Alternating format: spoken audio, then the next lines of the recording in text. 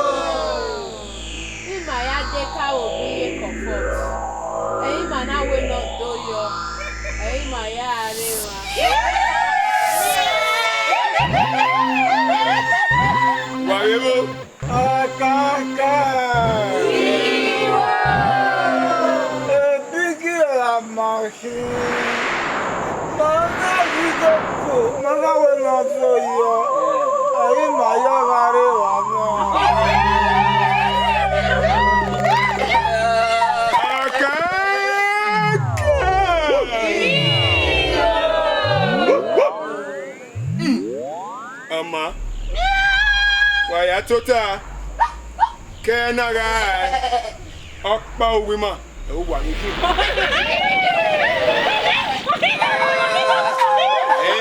And one year without us over. I told her.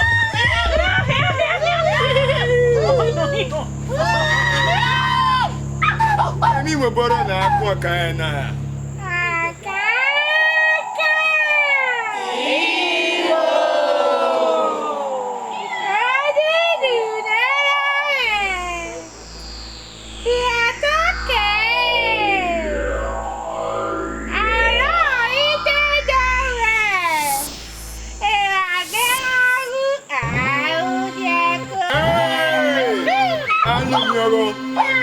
Water and water on the way, I beat Tanya Metan. What?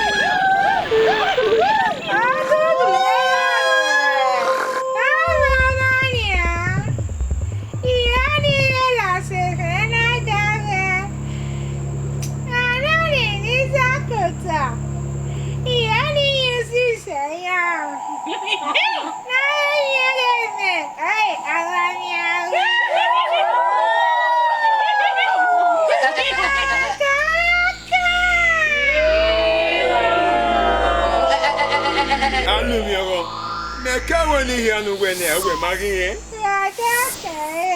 Mama, when you go along, you don't hear like you.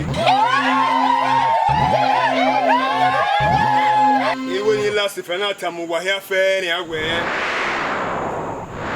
I love you go. Oh, why here say we were here fair. And I'm here with I gave folk.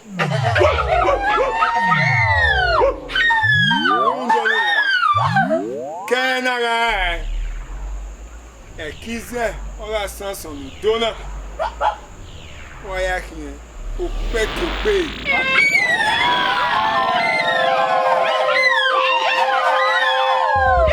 If I say,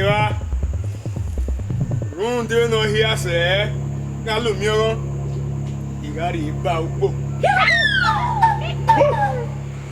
You got it, sir. I love you, what you say.